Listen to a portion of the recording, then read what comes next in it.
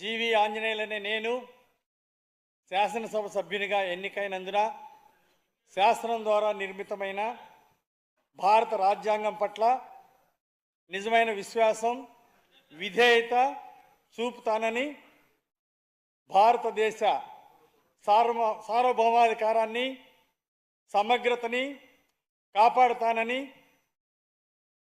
నేను స్వీకరించబోయే కర్తవ్యాన్ని శ్రద్ధాశక్తులతో నిర్వహిస్తానని దైవ సాక్షిగా ప్రమాణం చేస్తున్నాను.